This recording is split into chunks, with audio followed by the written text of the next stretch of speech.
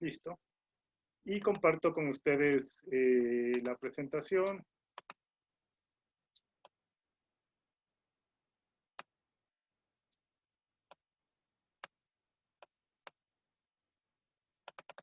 Además que me parece que el caso francés es desarrollado por Arié en su capítulo 11 es fundamental, ¿no?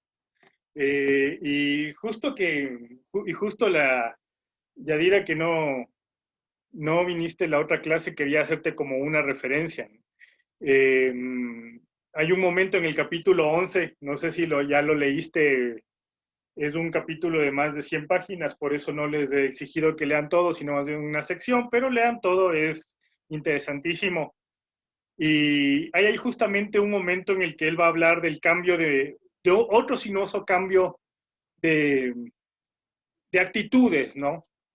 Y él va a decir que justamente este surgimiento del nuevo cementerio, ¿no? El cementerio que le conocemos ahora, el decimonónico, va a dar paso, por ejemplo, a esta suerte de filiación por el espacio, ¿no?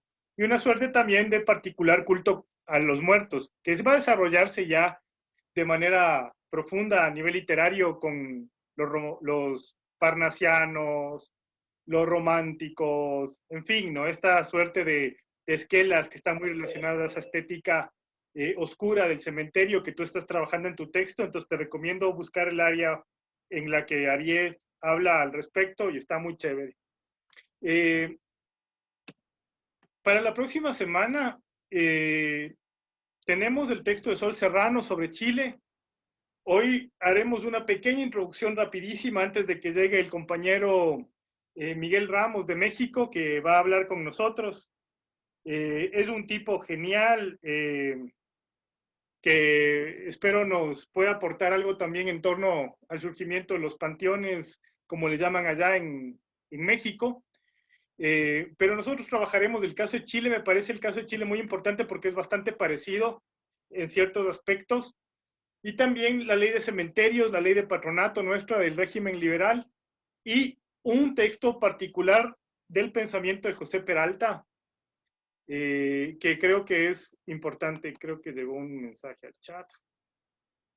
Es... hola Fausto, perdón. Entonces, recuerden que la próxima clase tenemos este ejercicio de compartir 5 experiencias. A veces son preguntas, no sé por qué no puedo ver el chat aquí, creo que voy a explorar más de esta herramienta. Entonces, todos estos textos de debate, la ley de cementerios, la ley de patronato, Peralta, van a estar ya subidos al aula hoy noche, mañana mismo, para que puedan ir. Pero esto es importante porque acá nos marca, y una de las preguntas que la otra clase como que le descuadró la exposición a la Mónica fue la afirmación de Jero, que no está aquí en este momento, ¿no? Pero cuando hablaba de la diferencia del Estado laico ecuatoriano y el Estado laico colombiano, una construcción bastante reciente, ¿no? Entonces creo que sí es importante entender cómo afecta este marco legal a nuestros cementerios. Lo vamos a ver la próxima clase, tanto con el caso de San Diego que van a analizar ustedes, como el caso también de Riobamba, que lo va a analizar Franklin, pero con el caso de los otros tres cementerios latinoamericanos, y ya vendremos con el caso chileno el próximo lunes, ¿no? Entraremos ya al siglo XX, construcción de cementerios generales, universales, públicos, municipales, parroquiales, comunales y esa fue la cosa con la Mónica, ¿no? Nos dimos cuenta que esa clasificación que aparecería tan extraña como extramuros se pinta de muchas maneras en Latinoamérica, ¿no? Acá, por ejemplo, no tenemos la idea de un cementerio universal frente a un cementerio municipal o un cementerio público, como sí lo tienen en Bucaramanga. Entonces es interesante esto, ir viendo cómo se va configurando este campo funerario con el que nosotros ya trabajamos el día de hoy. Y el fin de semana les invito a ver Beetlejuice y evidentemente en 1988 hay algunas cosas que ya no son políticamente correctas, pero quizá eso es lo interesante de una película como esa. Y no es tanto ver la broma, sino toda esta idea que plantea Burton, ¿no? Del universo burocrático, de la muerte en el no mundo. Creo que ese es el eje en el que tendríamos que empezar a discutir. Creo que sigue siendo para mí una de las grandes obras del cine que reflexiona sobre la muerte, a pesar de que realmente ahora tiene escenas subidas de tono y cosas que no estarían para nada a la orden de un niño de 8 años, que era la edad que tenía cuando yo la vi. Pero yo me hice fan de ese fantasma. Y hasta ahora quiero ser bioexorcista. Así que vamos a intentar analizarle. Hay tintas, además descubrí algunos artículos académicos, hay tintas sobre Beetlejuice, así que pensemos, y vamos a irnos, como ya vamos a dar un giro más serio, creo que es del espacio adecuado. Quería, como les digo, en este poco tiempo tengo que estar pendiente para que Miguel no vaya a quedarse fuera o alguna otra cosa, pero voy a tener aquí también listo esto otro por si acaso. Quisiera como aportar desde el texto, desde el capítulo 11 que leímos de Aries, el debate que habíamos nosotros iniciado la clase anterior, ¿no? Este proceso que parecía como tan burocrático, tan higienista en torno a la conformación de esta nueva estructura que va a ser el cementerio de fuera de las ciudades y qué implica eso mentalmente, ¿no? Entonces, yo creo que, en primer lugar, el caso que nos expone Ariel de Francia es decidor porque nos mueve las fechas, nos mueve los intereses, ¿no es cierto? Nos mueve las motivaciones. Y, por ejemplo, y empiezo con esta cita al principio del capítulo, ¿no? Desde principios del siglo XIX, el cementerio vuelve a la topografía. Una visión panorámica de las ciudades e incluso de los campos en la actualidad permite ver en las mallas de los tejidos urbanos manchas vacías más o menos verdes, inmensas necrópolis en las grandes ciudades, pequeños cementerios en las aldeas, algunas veces alrededor de las iglesias, con frecuencia fuera de la aglomeración. Y es interesante porque básicamente describe, ¿no es cierto?, una manera, un modelo, ¿no es cierto?, que va a implantarse, como él mismo dice, va a regarse por todo Occidente, ¿no? Mónica daba cuenta en su exposición de algunas disputas, de algunas maneras de disputar el espacio del cuerpo, el espacio social, el espacio territorial, ¿no es cierto?, que son distintas en el caso de Bucaramanga. Por ejemplo, el hecho de que nosotros acá no tengamos en el caso quiteño un cementerio municipal o un cementerio público, a pesar de contar con una potente ley de cementerios, pero que allá tampoco, por ejemplo, haya una motivación, por ejemplo, para que el cementerio católico haya dejado de existir, simplemente se traslada fuera de la ciudad, casi que por inercia, ¿no? Por la presión higienista, pero también esta idea de aparición de los cementerios universales relacionados a organizaciones civiles, que acá no existen, ¿no? Por ejemplo, ese cementerio universal, una obra masónica, ¿no?, que acoge el debate higienista, el debate que había aquí sido receptado por las autoridades ya de la independencia, ¿no?, por los libertadores, en fin, ¿no? Entonces, ese escenario de debate es el que nos plantea diversas estrategias muy complejas, ¿no? Entonces, aquí está como para meternos a lo que sostiene Philippe Arié, ¿no? Creo yo, esta es una muy conocida, una muy conocida representación, dibujo del cementerio de los inocentes en el centro mismo de París. Este cementerio que le ocasiona tanto debate y hace que tantas discusiones hayan sobre el trato a los muertos, ¿no? Un cementerio medieval que, como ustedes pueden ver, pueden darse cuenta en nuestras otras clases, tenía plasmadas en sus paredes estas danzas de la muerte que ya estudiamos, ¿no? Entonces volvemos a este mismo espacio donde nos damos cuenta que aquí hay algo extraño que no coincide con lo que nosotros entenderíamos como un cementerio contemporáneo, ¿no? Una suerte de galerías y aquí hay tumbas que básicamente son fosas que se han cavado para que ese difunto sea enterrado, ¿no es cierto?, como un sudario, uno tras otro, y nos damos cuenta que hay poquísimas, ¿no es cierto?, estructuras que podrían identificar a uno u otro muerto. Estamos hablando que no nos interesaba en este momento tanto la identificación, ¿no?, sino que más bien era una solución de depósito de cadáveres. Hay algunas estructuras de este cementerio, sobre todo una pequeña torrecita que se mantiene, o sea, que todavía subsiste, pero como cuenta Aries, este cementerio ocasiona un gran debate en Francia, ¿no? Que es un gran debate que al menos yo pienso que tiene estos 4 ejes que nosotros ya hemos ido trabajando en la materia. En primer lugar, el tema de la enfermedad y sus orígenes, que como nos damos cuenta, o sea, no es un debate del siglo XVIII, no es un debate únicamente ilustrado, es un debate que se acarrea y se complejiza. El hecho de que en el siglo XVII la policía parisina ya tenga en el punto de mira los cementerios como posibles focos de contagio, nos hablan de que este pensamiento se está sofisticando, pero es un pensamiento que ya existe, ¿no es cierto? Y otra cosa, el tratamiento del cuerpo. Aquí nosotros estamos frente a un espacio donde se abren fosas y se entierran, ¿no? ¿Dónde están los ricos en este momento? Gozando de las iglesias, gozando de ese espacio de distinción. Este cementerio en gran medida acogía a grandes masas populares, ¿no? Entonces hay también un sistema de estatus en la muerte. Hay otro tema que compete y que se debate continuamente en este momento, es el tema del costo-beneficio en la gestión de la muerte, los de estatus y dónde van a estar los diversos actores, es decir, la iglesia, el Estado, ¿no? Entonces, eso es un tema muy importante que acá también se cuestiona cuando llegan las normativas borbónicas para el traslado de los cementerios. O sea, llegan las normativas, quizá estamos de acuerdo, pero no hay una capacidad monetaria, no hay capacidad financiera, no hay capacidad estatal para mover ese gran equipamiento a otro lado. No es fácil, ¿no es cierto? El se acata, pero no se cumple. Es otro, aquí tiene otra manera de interpretarse, porque realmente quizás sí era una necesidad. Vemos las críticas acuciantes de Espejo, pero muy difícil esa intervención estatal.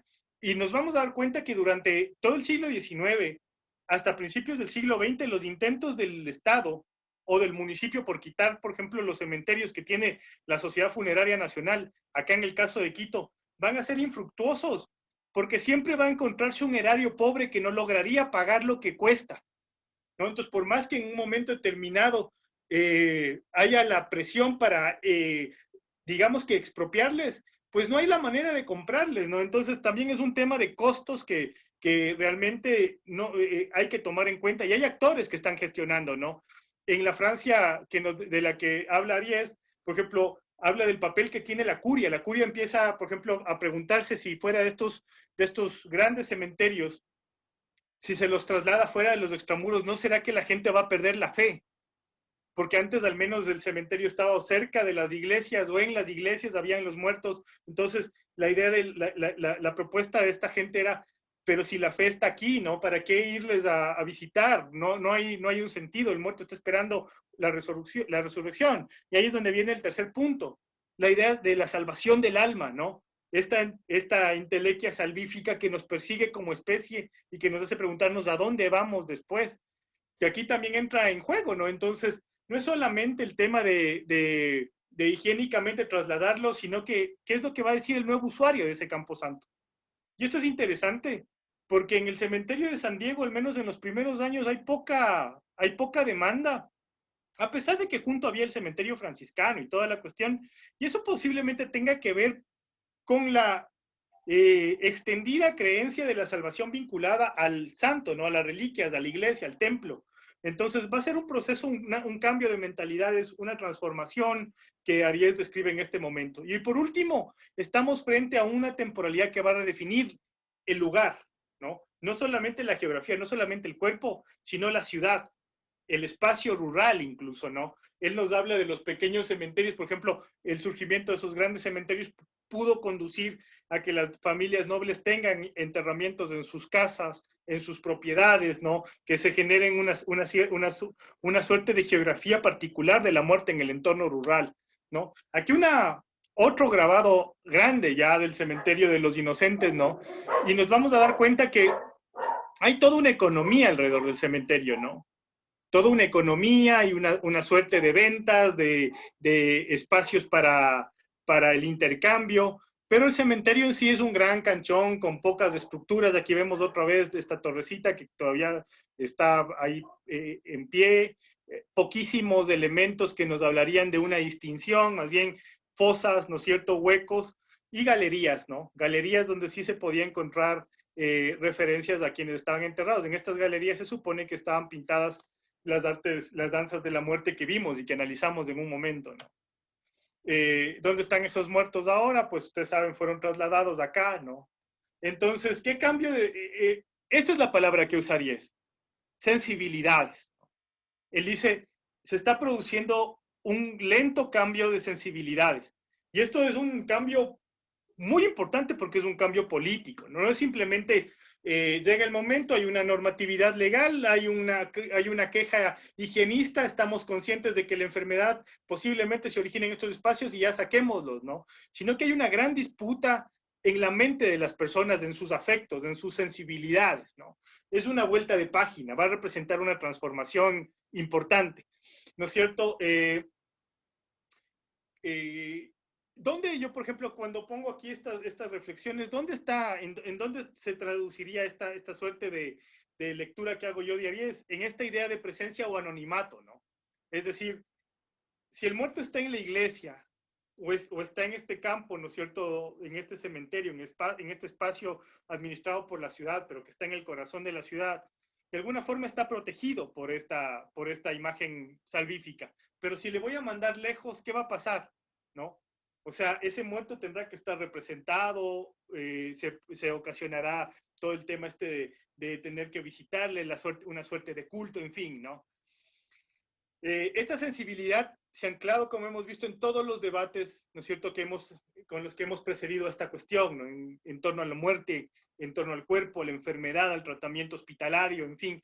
Y nos damos cuenta que tiene una correlación, ese debate está ahí, ¿no? Entonces, Arié sostiene que va a haber un extrañamiento frente al cadáver, ¿no? Ese cadáver que antes podía ser abandonado, depositado, ¿no es cierto?, va a convertirse en un objeto extraño, ¿no? En ese objeto de miedo, en ese objeto de asco, de recelo. Él dice, paulatinamente se irá transformando esa alegre convivencia con el cadáver, que parece que antes esos miasmas, esos dolores no estaban tan desconectados de la vida cotidiana, de repente empiezan a ser vistos como algo ajeno, que no tendría que estar presente en la vida de los seres humanos, ¿no es cierto? Entonces, estas críticas, no solamente hagamos esta crítica, esta lectura desde el higienismo, ¿no? Desde esta suerte de receptores de enfermedad, de acumulación de restos, de lixiviados, miasmas, o como se les llamara en su momento, de efluvios, sino también este lenguaje simbólico de la tumba, ¿no? La tumba emana un olor, emana una condición sensorial específica. Y Aries hace otra referencia hermosa, que es esta idea de que la tumba también produce ruidos, ¿no? O sea, en esta acumulación de cuerpos y gases y metano y explosiones, ustedes saben que la muerte es todo menos que quieta. O sea, los cementerios, dentro de cada uno de los espacios de descomposición hay un montón de actividad bacteriana. Entonces, esos sonidos, esos lenguajes, ¿no es cierto?, que están oyéndose, que están escuchándose en las tumbas, producen evidentemente esta transformación, ¿no?, que va paulatinamente a alejarse, ¿no? Entonces el cementerio, este nuevo cementerio que se está planteando, deberá ser disputado por la iglesia, porque de momento esos lenguajes, estos dolores, no solamente tienen una explicación científica, ¿no?, sino también una explicación metafísica, ¿no?, como un espacio de presencia de lo extrasensorial, de lo paranormal, ¿no?, el diablo, la bruja. Yo, por ejemplo, encuentro muchas referencias acá, por ejemplo, a un habitante del cementerio extendidísimo, el duende, ¿no?, que sigue vigente acá, ¿no? Recuerdo alguna vez Don Guachamín en el cementerio de, de San Diego, que el tipo te dice, ¿no? O sea, yo lo he visto, yo lo he tenido cara a cara, yo me he enfermado por eso. Entonces es una suerte de construcción muy compleja, ¿no? Entonces, que va a obligar a esta suerte de disputa por ese espacio. Porque Aries, de alguna forma, está planteando que en el modelo parisino que leímos en el capítulo, no va a haber pues esta idea de conservación de los ritos en el cementerio, sino que la idea de un espacio para el rito, que es la iglesia, y un espacio laico y público, ¿no es cierto?, gestionado por la autoridad, que vendría a ser el cementerio, ¿no? Y es esto, y es básicamente, este es el debate, ¿no? En 1737, el reglamento que propone el traslado de los cementerios y la prohibición de inhumar en las iglesias, ¿cierto? este reglamento de 1737, bastante temprano, bastante temprano en el siglo XVIII, ya se pregunta, ¿no es cierto?, en torno, por ejemplo, los debates que ocasionan están en relación al, ¿producirán olvidos sus espacios cuando a los muertos se les entierre lejos? Aquí en San Diego, por ejemplo, yo me acuerdo que alguna vez leí en la prensa a alguien que ponía en un, y esto ya es del siglo XX, ¿no? Pero los primeros años del siglo XX, no sé si 1906 o algo así, y esta persona ponía una reflexión como ¿y quién se hará cargo de esa pampa, ¿no? De ese espacio allá lejano? A pesar de que desde el principio el cementerio empieza a adornarse de cruces y cúpulas y capillitas. Entonces, ¿será una producción de olvido? ¿Será la producción de decencia para el cuerpo? El debate, evidentemente, en torno a los elementos, ¿no? Los elementos y el fuego, por ejemplo, como el espacio purificador, pero no solamente el tema de cómo se transmiten estas patologías, ¿no? Sino el tema, por ejemplo, del contagio por el agua, el contagio por el aire, si son las emanaciones, si son los fluidos. Entonces, eso va a llevar que la construcción de estos nuevos cementerios tengan en cuenta esos elementos, ¿no? ¿En qué suelo se lo va a construir? ¿En qué, junto a qué fuentes de agua, ¿no? Entonces, ya cuando leamos la próxima semana, en una semana y media, el artículo que escribí yo sobre la Magdalena, nos vamos a dar cuenta que a principios finales del siglo XIX, principios del siglo XX, aquí hay un gran debate porque no es que los comuneros pueden disponer de otro espacio y nada más, sino que los comisarios de higiene, la autoridad municipal se preguntan, ¿no? Por las corrientes de viento, por el terreno, que sea sólido, que sea cangagua, que sea piedra, que no vaya a ser arena, que no se filtre. O sea, hay un montón de elementos que están aquí en debate, ¿no? Y por último, esta idea bastante interesante, ¿no? Que nos muestra realmente que estamos hablando de otra sensibilidad. En este momento es cuando él habla de esta suerte de establecimiento de un nuevo espacio para la muerte, pero con dos dimensiones, ¿no? Un nuevo cementerio, pero con un nuevo rito, donde el espacio del rito sea la casa y la iglesia, y el espacio del templo sea un acto, el espacio del cementerio sea un acto municipal, incluso igualador. Entonces, eso es cuando menos interesante, ¿no? Déjame ver. Nos está poniendo que ingresa, ¿no? Entonces, ingresa nomás. Miguel.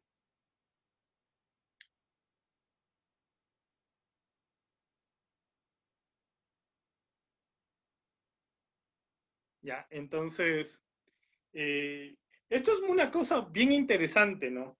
Porque la idea de plantearte un cementerio, ¿no es cierto? No solamente fuera de los muros, sino que además te iguale la población, porque prohibirías todo tipo de efigie, de lápida, de sepultura, de tumba, así de radical estos primeros edictos. Sorprendente, porque lo que estaban buscando era básicamente replicar esta suerte de anonimato de las iglesias, pero en otro espacio, ¿no? En un espacio ventilado, donde entonces básicamente lo que se está diciendo es va a haber un rito, pero luego la visita no será a un individuo, ¿no? Sino será básicamente se inhuma y ya, ¿no? O sea, se acaba esa relación con el muerto. Entonces, de ahí viene toda una serie de debates que se desprenden de este tipo de alcance o de concepción, ¿no? Y son debates muy profundos que quizás las autoridades parisinas en este momento no alcanzan a ver y que tienen que ver sobre todo con la clase, ¿no es cierto? Y la calidad del espacio.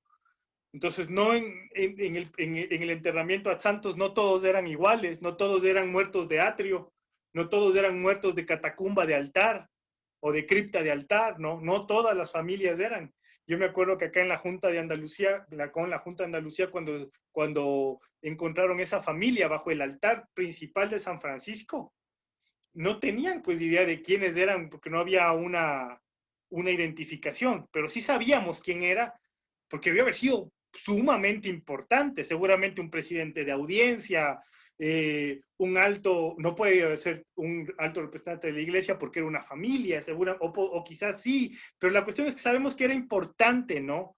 Muy importante por el espacio que ocupaban. Entonces, esta idea de aplanar socialmente con el cementerio como que no cuaja y eso es interesante. Eh, los pobres se beneficiarían, ¿no? Estos, por ejemplo, es como están apilados los huesos en las catacumbas de París. Estos son particularmente traídos del cementerio de los inocentes, aunque como ustedes habrán leído, no solo trajeron de allá, sino de todos los cementerios que funcionaban en ese momento y de algunas de las criptas que también estaban saturadas de huesos, ¿no? Entonces esta disposición artística, dice Aries, resultó curiosa, pero para la gente de fuera, para los parisinos era simplemente una manera interesante de deshacerse y ocupar otro espacio con esos restos, que habían estado anónimos, ¿no? O sea, no tenían identificación. En algún momento uno podría pensar, puchicas, pero si están sacando, encontramos a los familiares, como decía la Mónica en esta plegaria que hizo en la clase pasada, pero no, acá es súper difícil, ¿no? Déjenme ver, ¿no ha llegado Miguel? No, qué raro, me pone que... No, ya van a ingresar. Ahí está. Pero bueno, entonces, yo creería que para que no nos pase como con la Mónica y podamos discutir un rato, eh, ya está aquí Miguel Ramos, colega mexicano. Hola Miguel. Eh, es un amigo querido de la Red Iberoamericana de Valoración y Gestión de Cementerios Patrimoniales, también un activista del rock and roll, estudioso, pero bueno, pues les leo un poco la, la información acerca de Miguel. Él va a contarnos el caso de México, ¿no? Sus cementerios, sus panteones, como le llaman allá, eh, ciertas características particulares. Con Mónica pudimos ver una suerte de estado donde el catolicismo es corporativo. Vamos a ver en el caso mexicano qué pasa. Miguel es nacido en la Ciudad de México, es comunicador por la Universidad de Comunicación, especializado en tecnologías de la información, miembro de la red y especializado en tecnologías de la información para la educación, miembro de la red iberoamericana de cementerios patrimoniales, miembro de la Association Gravestone Studies, ponente en diversísimos encuentros, ¿no es cierto?, a lo largo de toda Latinoamérica. Eh, asistente al Seminario Permanente de Antropología de la Muerte del Instituto Nacional de Antropología e Historia de la INA de México, una especialidad en temas de museología en el 2017 es su currículum. Y nada, pues Miguel, escucharte, estamos analizando, te pongo en contexto qué estamos haciendo acá en esta clase que se llama Historia y Antropología de la Muerte, haciendo un toma y daca, una vuelta por todos algunos de los temas inquietantes en este tópico, y justamente estamos en la transición del cementerio Ad Santos al cementerio Extramuros. Esta idea, ¿no es cierto? Hemos analizado el caso francés, la clase pasada tuvimos el caso de Bucaramanga, y vamos la próxima clase a analizar a Chile, Colombia y Quito, y Ecuador y Ecuador. Entonces estamos en este debate y queríamos, no sé, ponernos en, en tus manos para ver qué tienes que decirnos del caso mexicano, qué podemos aprender de allá y un poco debatir y conversar. Esta es una clase en la que podemos también conversar. Un abrazo, les dejo con Miguel. Muchas gracias, Miguel, por venir. Hola, mucho gusto. ¿Sí me escuchan bien?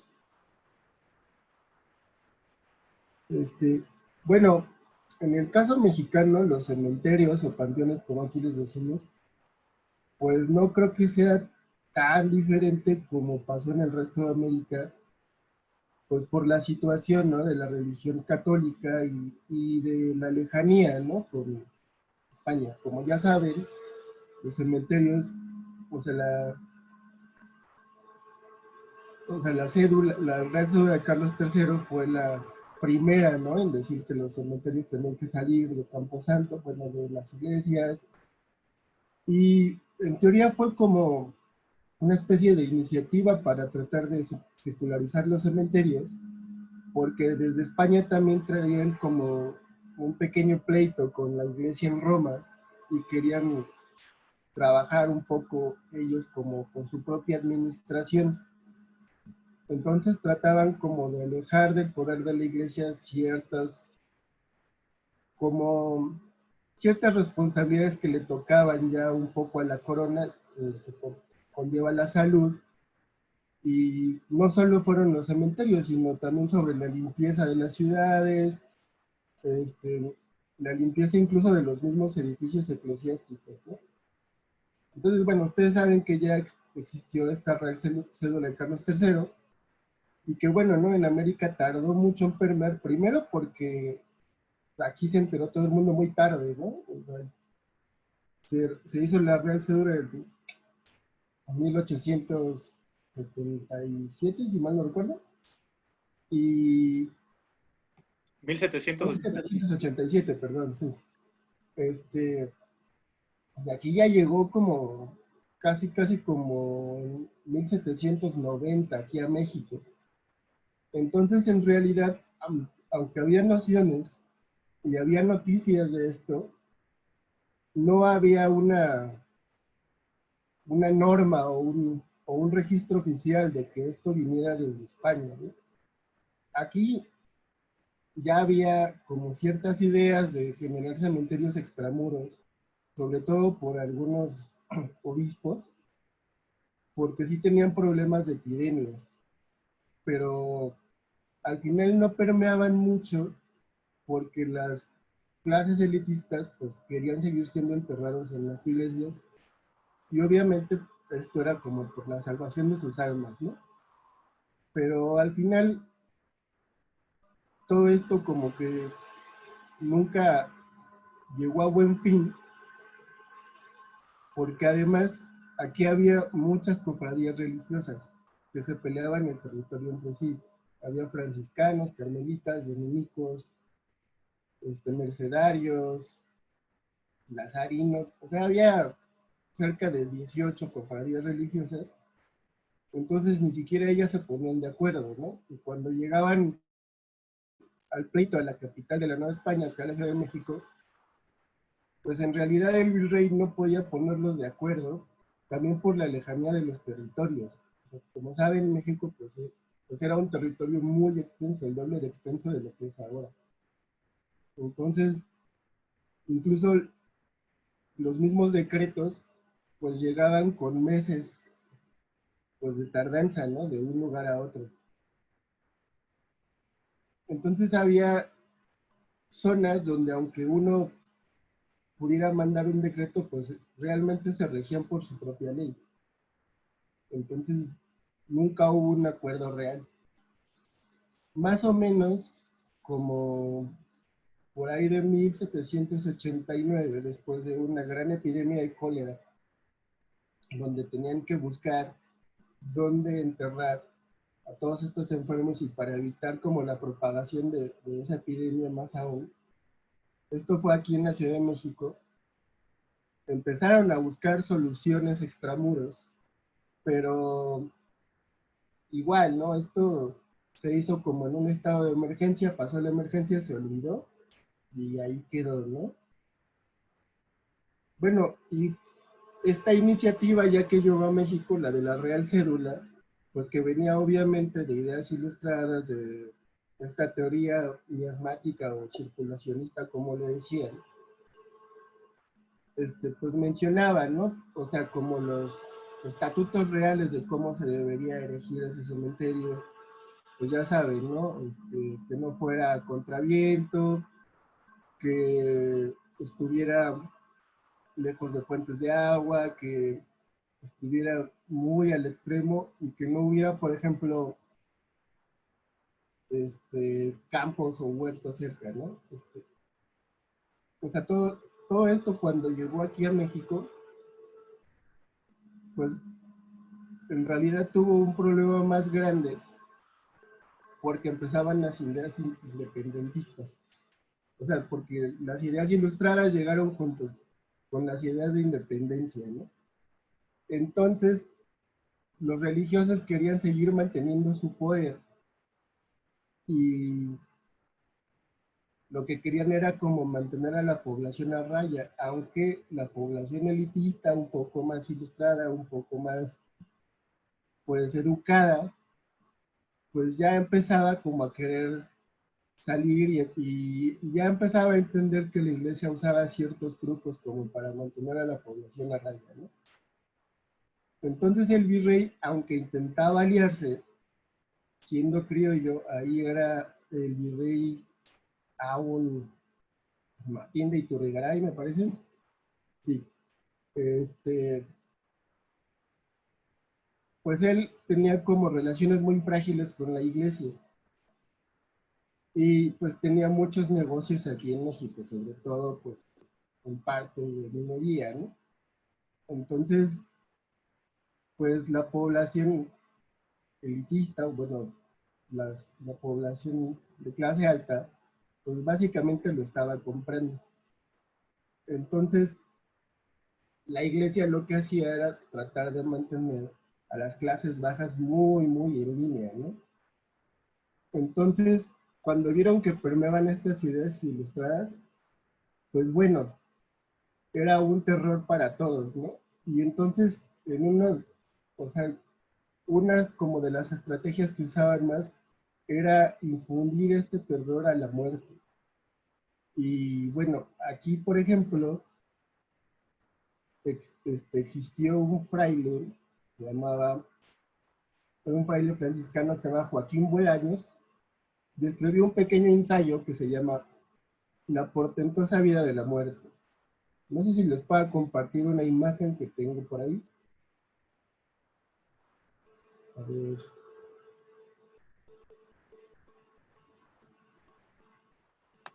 Listo, Miguel, ya está. a ver ya.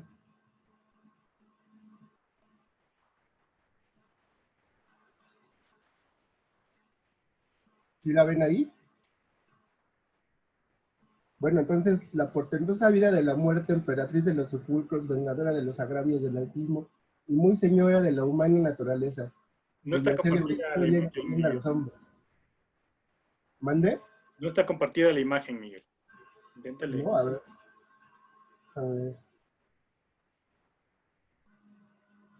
Mm,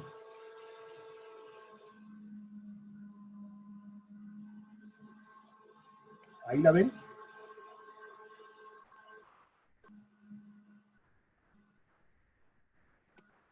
Bueno, Correcto. entonces es un título bastante macabro y aterrador, ¿no? Para las poblaciones de clase baja, donde ocuparon esta idea ilustrada del terror a la muerte, o sea, cuando hablaban sobre los cadáveres y el impacto que podría causar en la población con las infecciones.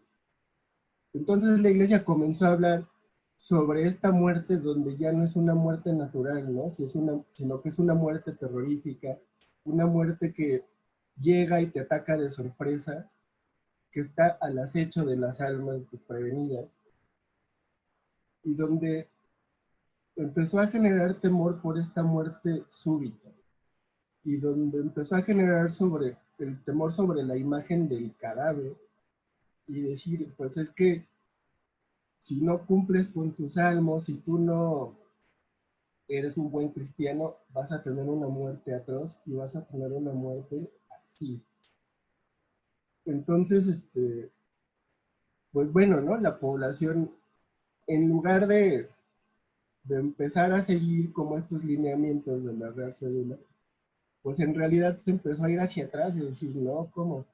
O sea, no me voy a soltar de mi iglesia ni de mi párroco porque puede llegarme algo así. Y así como este texto, empezaron a correr imágenes y otros pequeños textos.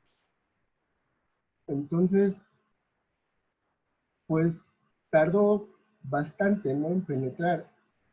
Aunque hubo un refuerzo de la Real Cédula, ya por el rey Carlos IV, este, voy a dejar de compartir la imagen.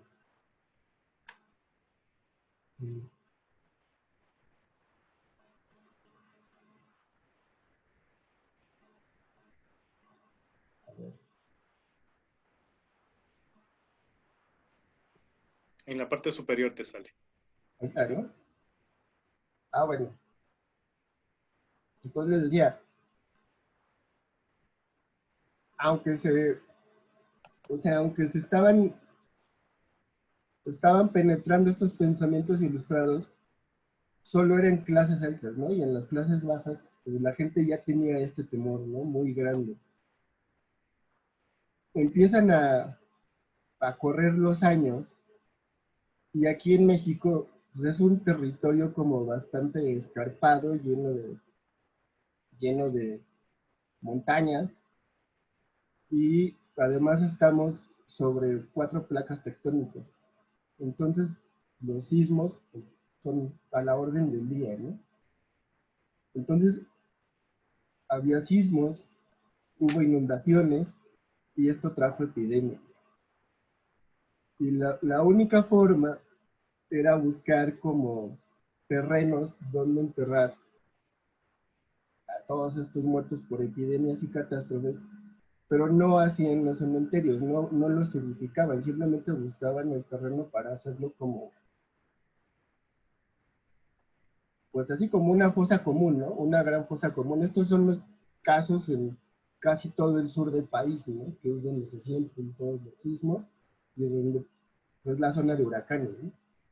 Entonces, bueno, no, era un terror porque pues eran fosas comunes, así como ahora tenemos fosas clandestinas por el narco, pero eran pues, comunes. Entonces, bueno, tuvo que haber como ordenamientos en la generación de estas fosas comunes ya para que fueran cementerios como tal, porque ya se estaban saliendo del control, ya de repente tenías poblaciones que estaban rodeados por 3 fosas comunes o 4 fosas comunes y entonces ya no tenía sentido, ¿no? Porque ya para uno, para donde uno quisiera salir, pues ya estaba rodeado, ¿no? Entonces, ya hacia 1779, aquí en la Ciudad de México, después de otra epidemia de cólera, se ocupó un pequeño cementerio que estaba al lado del Panteón de Nuestra Señora de los Ángeles, y ahí se decretó que iba a ser un espacio de enterramiento para los enfermos que atendiera a ese hospital que eran todos los enfermos de cólera. Pero esto tuvo que esperar 13 años a que se le diera luz verde para hacer la construcción.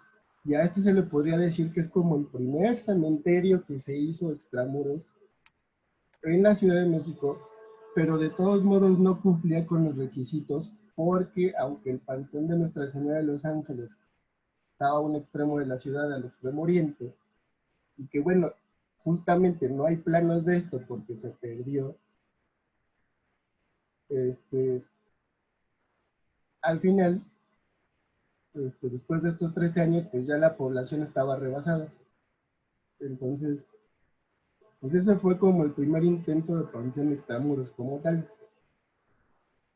Ya después, el arzobispo Núñez Haro, hacia finales del siglo XVIII, es el que manda hacer como un proyecto para este cementerio y es el que lo manda a bardear.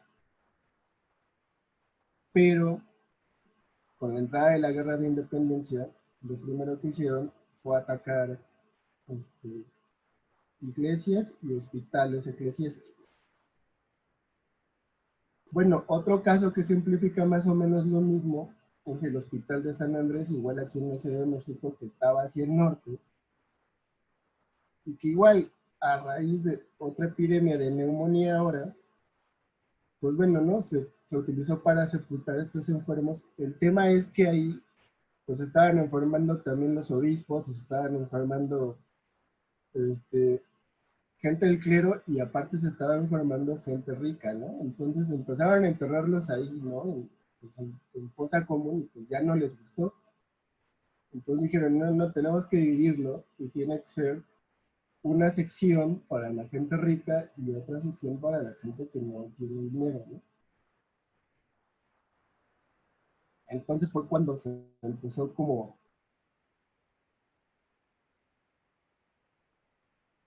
que era la que administraba los hospitales, pues empezó a tener problemas. Y entonces, después de estos problemas, el virrey José de Iturrigaray, pues acató ya bien como la Real Cédula Reformada de 1804.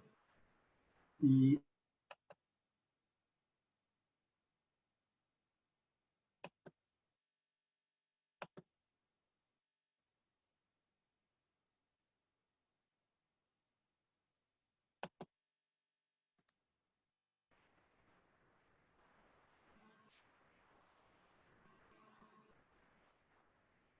¿sí ven ahí la imagen?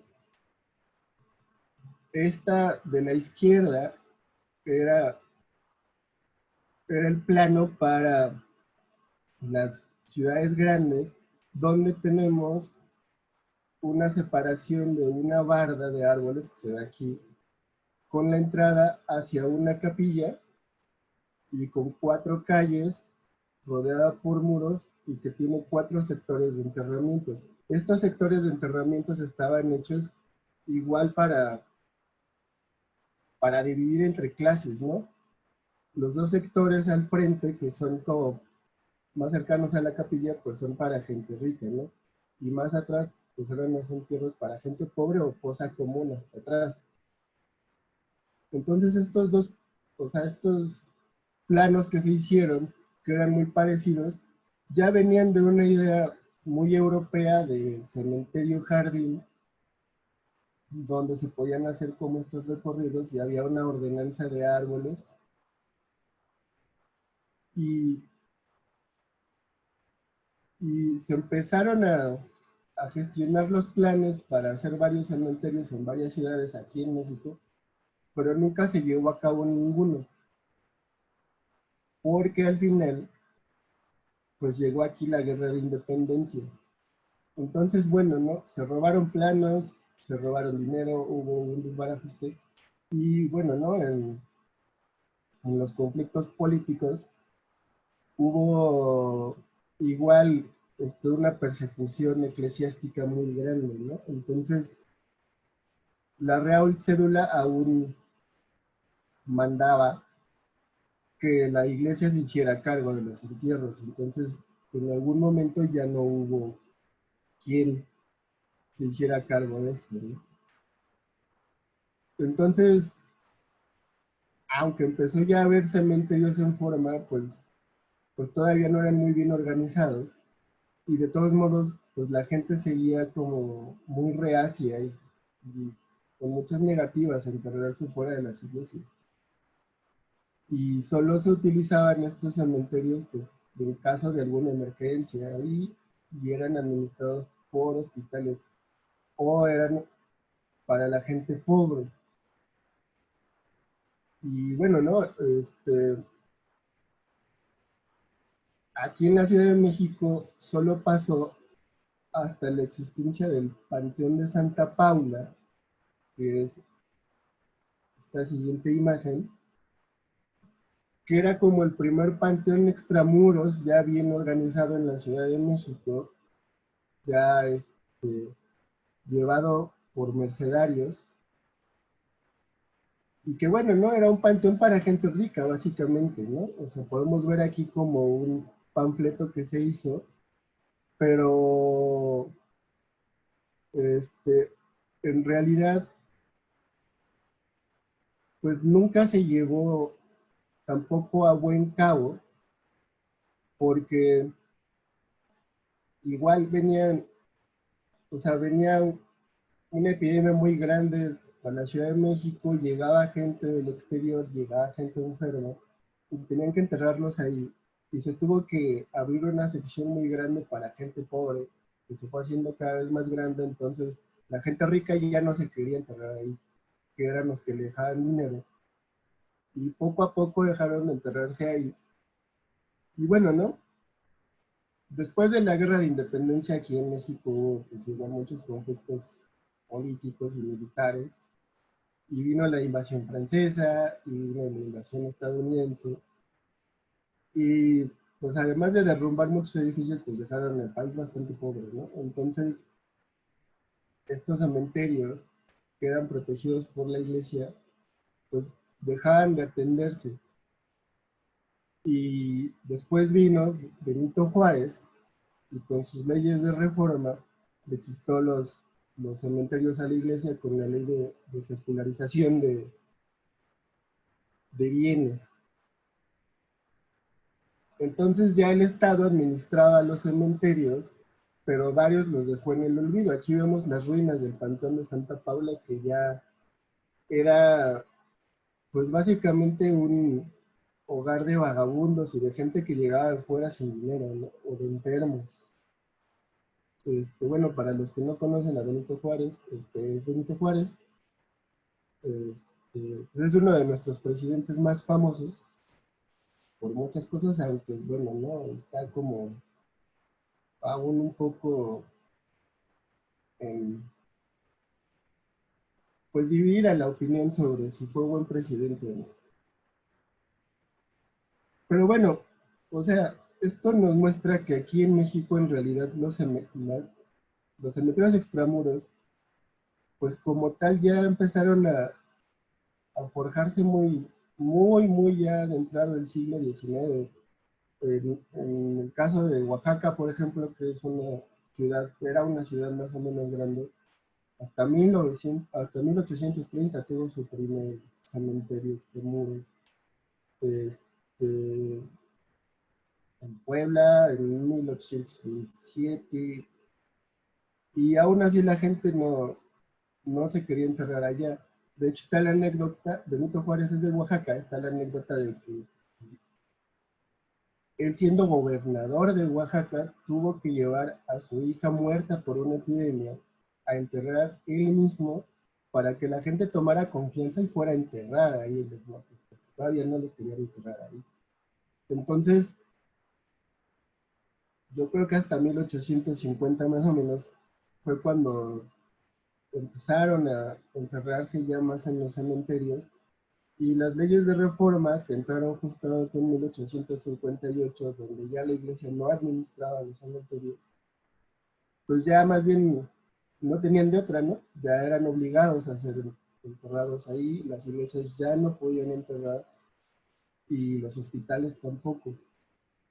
Entonces, pues de estos primeros cementerios del siglo XIX, en realidad aquí en México quedan muy pocos, y ya empiezan, pues solo quedan restos pues de los cementerios de la segunda mitad del siglo XIX. Aquí en México, o sea, esa idea todavía ya entrado en el siglo XX, yo me encontré con pueblos que todavía tenían cementerios al lado de algunas parroquias y que querían ser enterrados ahí, aunque ya no cabía nadie, ¿no? Estos cementerios eran llevados por los municipios y ya no cabía nadie y era un peligro incluso para la población, y querían seguir siendo enterrados ahí.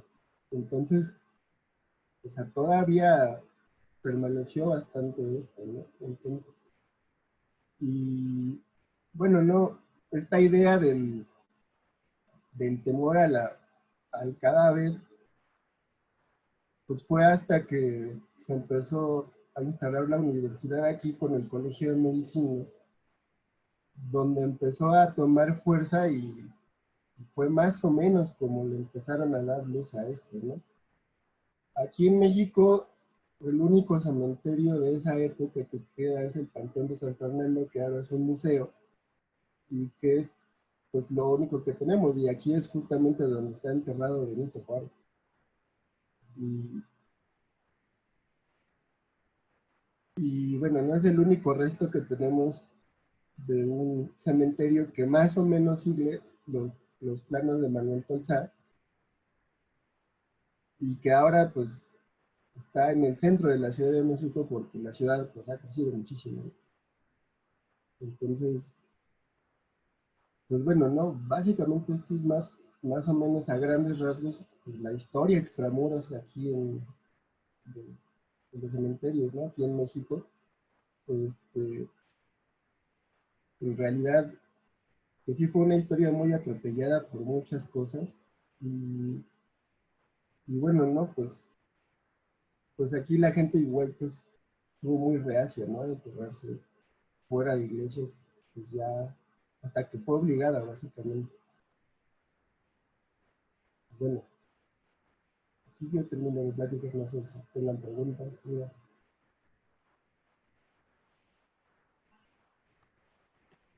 Gracias, Miguel. Eh, es interesante, ¿no? Quisiera yo comenzar antes, no sé si alguien más tiene alguna, alguna pregunta, pero aquí ya estaríamos con lo que ustedes van a trabajar el día viernes, pues tendríamos al menos 3 casos o 4 casos importantes como analizados, ¿no? En primer lugar, todo este tema ya muy repetido en torno a las reformas planteadas por los Borbones, que llega acá y que justamente, como dice Miguel, cumple un patrón, ¿no? Luego tenemos el caso francés, que es expuesto por Arié y que es bastante más viejo, ¿no? O sea, estos debates, incluso la idea de que un cementerio se vuelva laico en el siglo XVIII, acá bastante improbable, pues en Francia estaba en pleno debate. Y tenemos el caso, por ejemplo, también de países que tienen distintos momentos políticos y que a la luz de esos momentos deben ser leídos estos procesos de secularización o de surgimiento de los panteones. Yo quisiera que nos cuentes un poco más, Miguel, eh, cuando Benito Juárez emite esta ley de secularización, debe ser más o menos alrededor de 1867, 68, supongo, ¿no? Será cuando ha cesado la invasión francesa. Eh, no sé, eso explícame. Eh, ¿Quién es el encargado? O sea, ¿quién se encarga en los cementerios? ¿Es del Estado central? ¿Van a ser las municipalidades? ¿Van a ser cementerios generales? ¿Dónde están los disidentes? ¿Dónde están los extranjeros? O sea, un poco esa geografía problemática. Cuéntanos cómo funcionó. Bueno, fue algo muy curioso. Disidentes casi no había, porque cuando ganó Benito Juárez hubo una persecución grandiosa contra sus detractores. Entonces, o sea, las leyes de reforma, bueno, la reforma, o sea, fue una guerra, ¿no? Sobre las leyes de reforma, que sí fue una guerra muy grande, pero fue una guerra económica, más allá que política, ¿no? Porque estos detractores que tenía, pues en realidad lo que quería era quedarse sobre todo con las vías de comunicación y con las minas. O sea, estas leyes de reforma no solo hablaban sobre la secularización de bienes, sino sobre el poder de las minas, el poder de las vías de ferrocarril que empezaban aquí en México.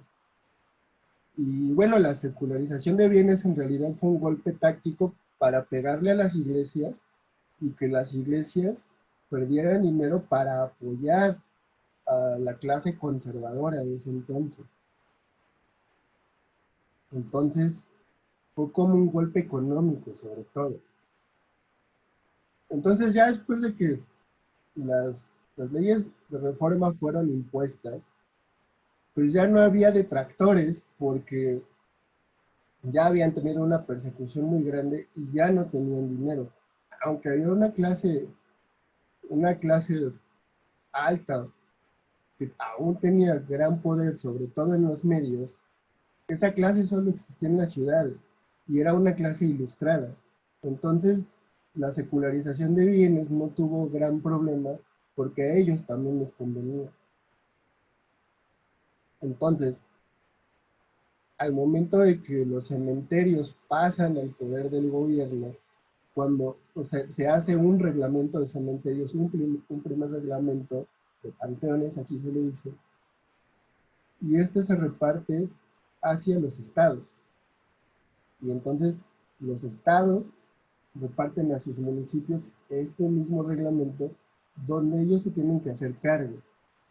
Porque aquí ya estaba el concepto de república como tal. Entonces los estados, cada uno se tenía que hacer cargo como de estas partes propias de cada población, ¿no? Que era salud, este, seguridad y alimentación, ¿no? Y bueno, en esta parte de la salud entran los cementerios.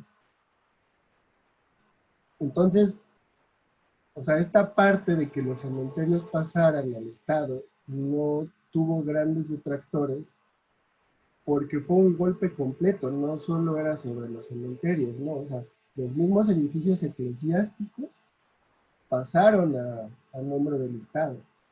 O sea, aunque los administra alguna cofradía, son propiedad del Estado. Y bueno, ¿no? O sea, ya, o sea, ya estamos hablando de que esto es más de la mitad del siglo XIX. Las guerras de reforma fueron entre el 58 y el 60. Entonces, ya cuando se impusieron las leyes de reforma, ya era en 1962. Entonces ya era un siglo XIX donde México pretendía modernizarse. Y entonces ya mucho temor a la iglesia no había como en esa parte de salvar el alma, sino lo que importaba era pues salvar más bien como el estatus. Pero estos, o sea, estos cementerios de los que tú nos contaste, ¿no? Que, por ejemplo, no era el de San Fernando, el más antiguo, el de los mercedarios, ¿cómo se llamaba? A Santa Paula. Ellos, Santa Paula, justamente, por ejemplo, este cementerio que fue de los primeros, ya para esos entonces era un cementerio casi en el olvido. Santa Paula dejó de dar servicio hacia 1870. Entonces, aunque pasó la administración al Estado, como la ciudad ya había crecido, ya no había enterramientos ahí per se, solo funcionaba como cosa común. Y eso lo administraba la Ciudad de México, que bueno, ¿no? Que era el gobierno central, básicamente. ya hacia Entonces, fines del siglo XIX, o sea, ¿no? tú hablas por ejemplo, el tema este del estatus, ¿no? O sea, ¿cómo podría ser esa lectura? O sea, en la ciudad, ¿cuántos cementerios hay? Eh, Mira, aquí tengo un mapa, pero es que este no le pude tomar foto porque está muy oscuro, sobre los camposantos y cementerios que había más o menos circulados en el siglo XIX, a ver si lo alcanzan a ver. sube un poquito, más, súbele más. Ya. Bueno, ahí más o menos se marcan los cementerios que había en la ciudad que aún funcionaban como parte de las iglesias, pero que fueron administrados por el Estado, por el gobierno central. Aquí había como 12, más o menos marcados, pero muchos dejaron de funcionar en la segunda mitad del siglo XIX, por lo mismo de que la ciudad iba creciendo, entonces ya no eran cementerios extramuros y se estaban construyendo nuevos. El de San Fernando, por ejemplo, dejó de dar servicio en 1880 por lo mismo. Solo se reabrió para la muerte de Benito Juárez porque se volvió como el cementerio nacional, donde se enterraban a los héroes de la patria. Mm. Entonces se reabrió para enterrar a Benito Juárez y se volvió a cerrar y ya nunca se volvió a usar.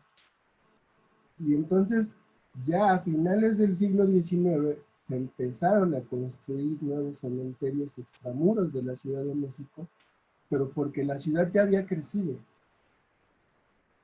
Entonces se hace el cementerio del Tepeyac, ahí que ya existía un cementerio del Tepeyac por la Basílica de Guadalupe, pero ese era el cementerio de la iglesia. Entonces se vuelve a hacer otro cementerio del Tepeyac, más grande, y que se le llama el cementerio de los arquitectos, porque ahí se iban a enterrar los arquitectos más famosos de México, ¿no?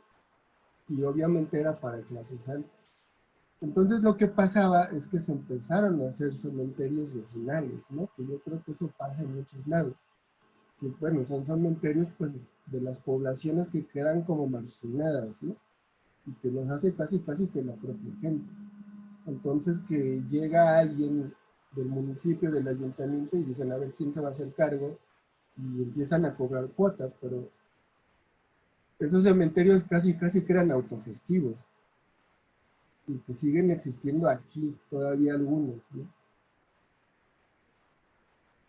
Pero aquí, o sea, en lo que es el Valle de México, donde vivía la clase alta, pues empezaron a construir nuevos cementerios, pero ya muy a finales del siglo XIX, cuando ya era el porfiriato, ¿no? Y que Porfirio Díaz, pues él que tenía como estas creencias de querer copiar todo al estilo francés, fue el que empezó a generar proyectos de nuevos cementerios, pero ya así como cementerio jardín, ¿no? Como se usaban en Francia, o sea, él quería copiar básicamente el Père en todos lados.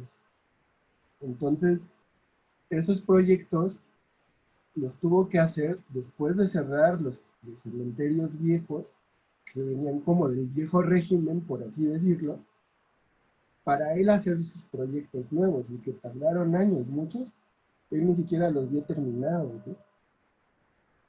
Ahí estarían los cementerios que estudió la doctora Ethel Moreno, el Panteón Francés y estos. Sí, el Panteón francés empezó ya a construirse, yo creo que hacia 1860. Mm. Y que bueno, ¿no? O sea, el Panteón francés viene, por ejemplo, después de la invasión francesa y de que se quedaron muchos franceses aquí, porque aquí hay varios panteones franceses, no solo el de la Ciudad de México. O sea, existe el de Puebla, que es como el más grande, y que ese sí fue después de la invasión francesa, o sea, que fue un tratado, ¿no? De gobiernos entre Francia y México de que les permitieran aquí hacer un cementerio para sus muertos de guerra y que se creó una asociación para eso, ¿no? Aquí había otro panteón francés que después se derrumbó y que predomina el Panteón Francés de la Piedad, que es el que estudia la doctora Ethel. El Panteón de Dolores empezó como un proyecto de compraventa, ¿no? Que fue como el primer panteón, pues, de privados. Que el Panteón de Dolores, igual ya empezó su construcción en 1854, que fue una compra de privados, pero no se pudo hacer nada hasta después de las leyes de reforma ya impuestas, donde entonces el municipio sí dio permiso de que un grupo privado administrara un panteón. Y, o sea, y en gran medida estos cementerios siguen siendo parte del Estado o... Sí, todos. O sea, aunque, o sea, tenemos el panteón francés que lo lleva una asociación franco-mexicana, tenemos un panteón americano que es para igual entierros de ciudadanos estadounidenses. Teníamos un panteón inglés aquí en la Ciudad de México. Y por ejemplo, en el Panteón de Dolores existe un, un pequeño apartado que se conoce como Panteón Alemán, otro como Panteón Italiano, pero todo esto lo administra el municipio al final. O sea, simplemente, o sea, los que son parte de asociaciones como el americano y el francés, este, ellos se ocupan del mantenimiento, ¿no? Y de administrar, por ejemplo, de, bueno, a lo mejor quién puede enterrarse ahí o no, que básicamente es quien lo pueda pagar. Pero el predio es parte del Estado, pues, del municipio. Y ya en el siglo XX hay capitales privados, supongo, también cementerios privados o no. Sí, justamente ya en las primeras décadas del siglo XX, ya después de la revolución, que más o menos se estableció un poquito el orden acá, ya pues hubo otros proyectos, por ejemplo está uno que se llama Panteón Jardín, que es muy grande, que es un proyecto privado y es donde se enterró a los famosos por ahí de los 50, 60, ¿sí? Ahí está Pedro Infante, Jorge Negrete, cosas así, ¿no? Seguro el Franklin conoce, ¿o no? Pues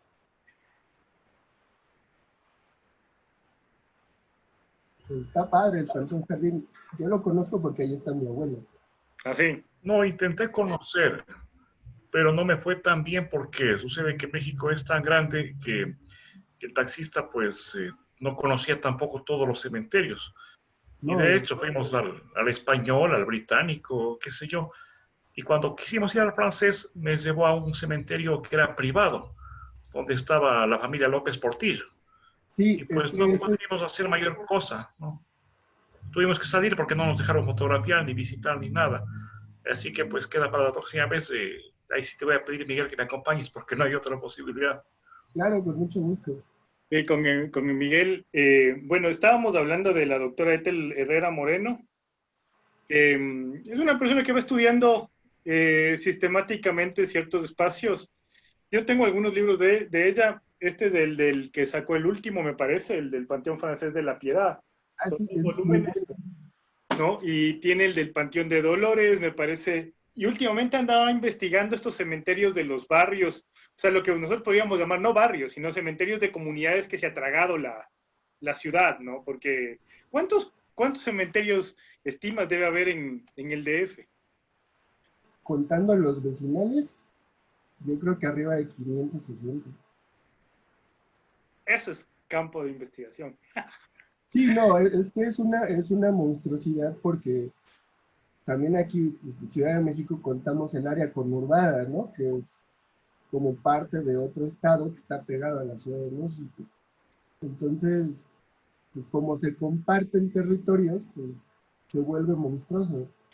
O sea, casi que por pueblito puedes tener uno o dos panteones vecinales, ¿no? Ya veré. ¿Alguien más quiere participar, hacer alguna observación, proponer algún tema, debatir? Vamos, colegas. ¿Qué dice Miguel? ¿Cómo vas? Hola, ¿qué tal, Fausto? ¿Qué dice mi hermano? ¿Cómo estás? Yo tenía Bien. dos preguntas.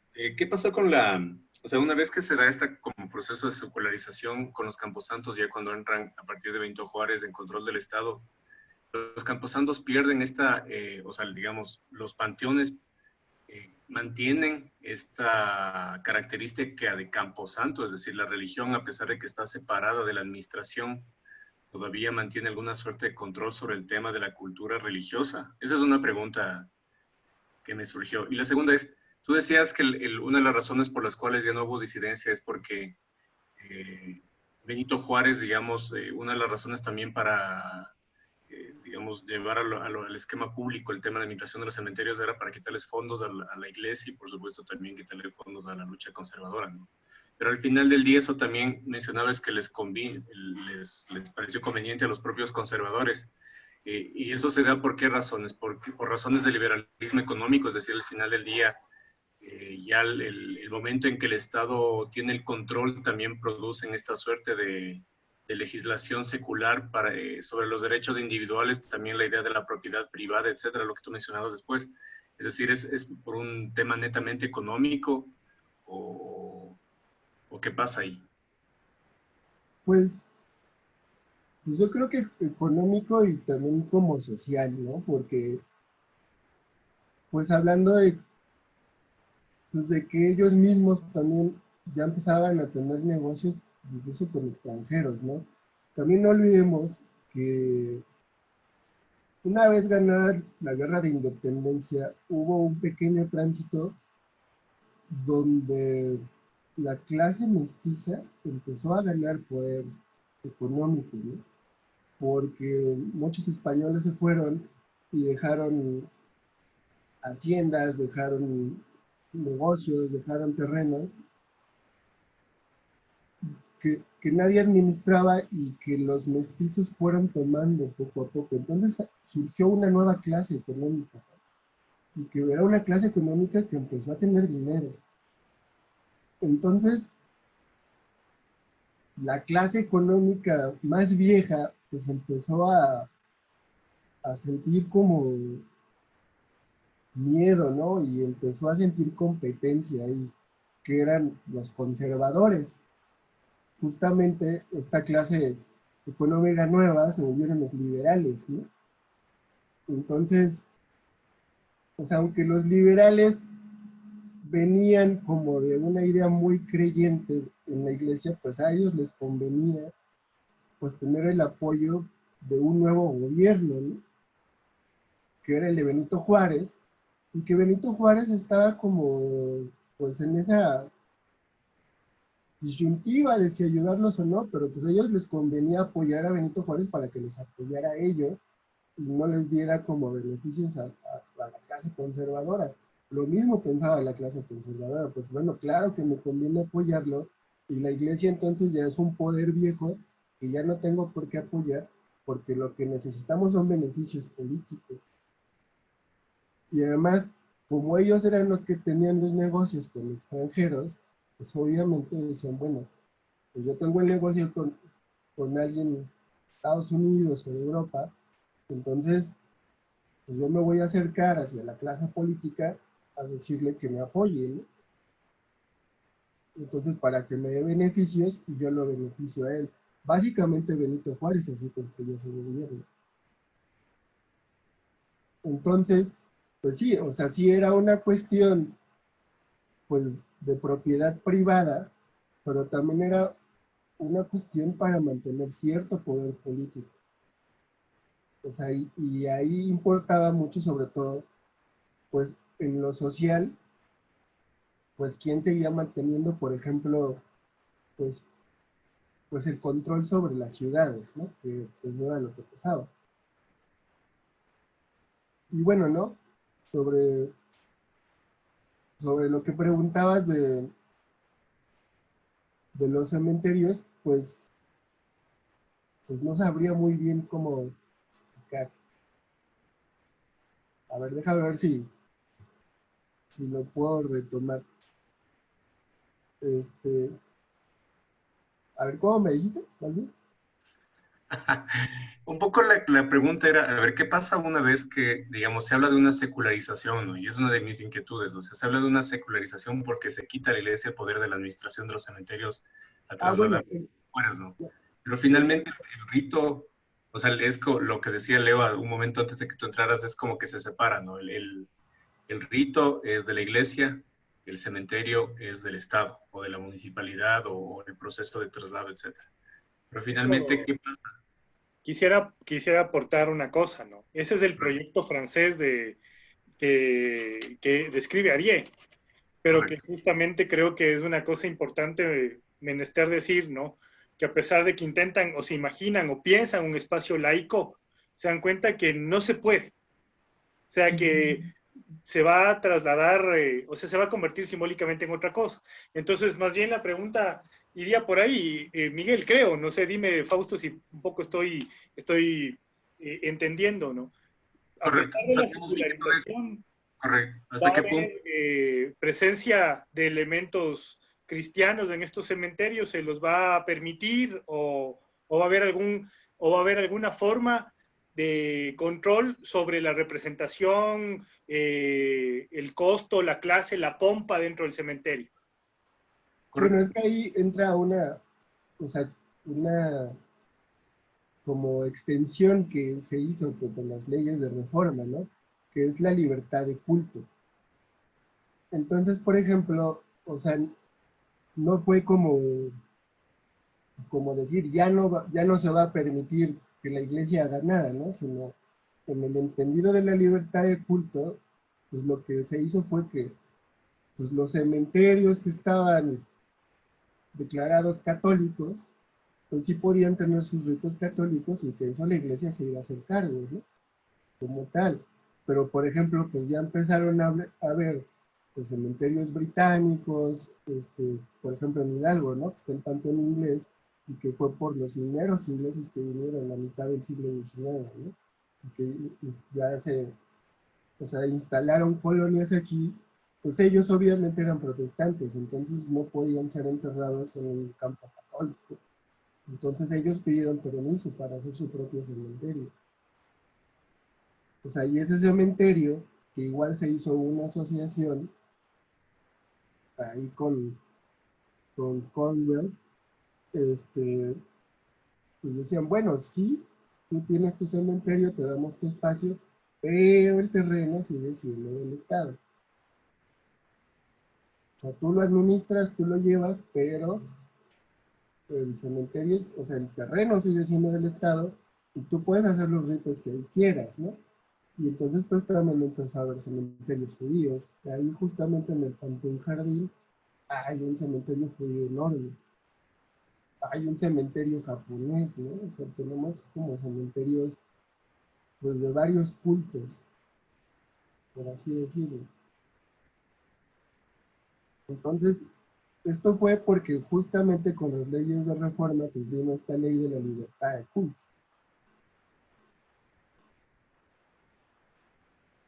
En ese Correcto. sentido, creo que sería similar a nuestro caso, pero bastante después, ¿no?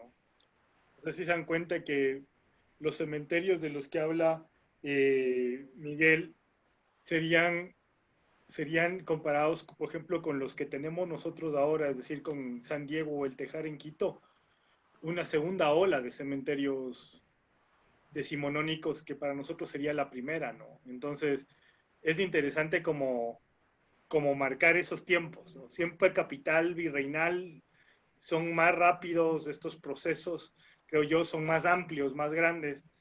Pero lo interesante también es este tema, ¿no? O sea, acá tampoco pasa. De hecho, yo creo que eso vamos a ir discutiendo, ese tema, en cuanto a, por ejemplo, los debates en torno a la consolidación de los cementerios generales acá.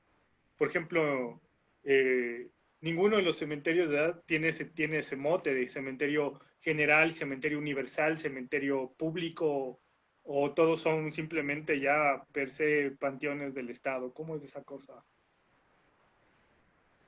Pues es que aquí, por ejemplo, pues es cementerio en general por estados, ¿no? O sea, pero muy poca gente pues los sigue llamando así porque pues hay muchos. Entonces, por ejemplo, el caso oaxaqueño, que es el que yo trabajo, pues es el cementerio general. Pero yo voy a Oaxaca y pregunto por el panteón general y me dicen, no, pues ¿cuál es ese, no? Y Mm. así, "No, no lo conozco".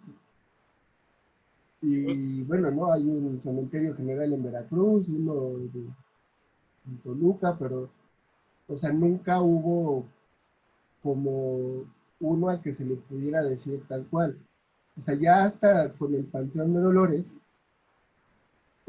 que fue más bien como querer hacer ese proyecto real de Panteón Nacional, porque el Panteón de San Fernando se cerró, pero eso ya fue hasta el siglo XIX, ya fue Lázaro Cárdenas el que empezó a decir, no, pues sí, un Panteón de los Héroes, un Panteón Nacional, ¿no? Y que hizo la rotonda de los hombres ilustres, pero no se le puede decir un Panteón general.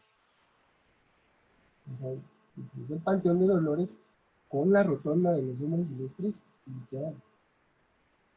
o sea, pero y al interior de estos cementerios también había de distintas formas de adquirir propiedad, o cómo se mantenían, por ejemplo, el tema de clases sociales, que tú dices que es importante. Si todos son del Estado, entonces también habían ahí formas de acceder a mayores espacios, áreas específicas de cada...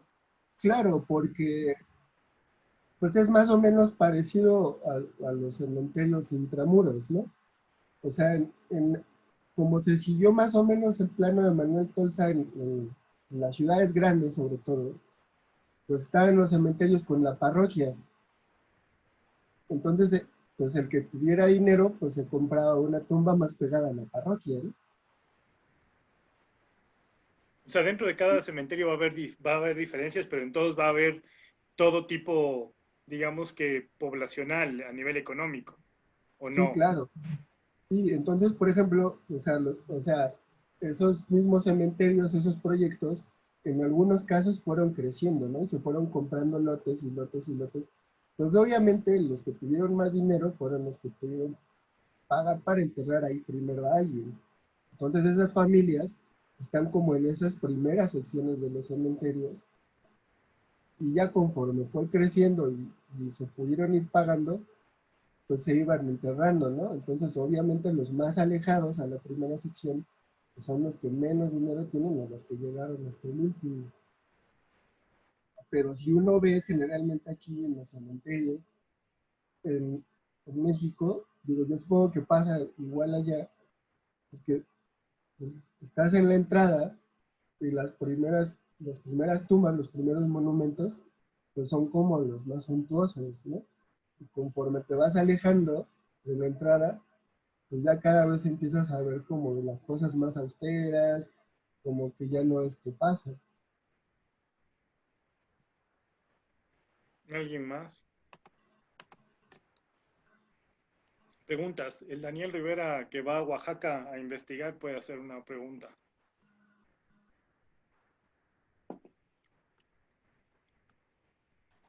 No, más bien justo iba a decirle a Miguel que exactamente eso, cuando, o sea, esa idea de que hay un cementerio general no es tan clara en Oaxaca, o sea, es lo que dice el Miguel es cierto, porque justo yo estaba preguntándole a Alejandro eso y me dijo exactamente lo mismo, o sea, que en Sachila ellos no les llaman cementerio general, o sea, es como que es evidente este papel que la iglesia sigue cumpliendo y el poder que sigue teniendo, ¿no?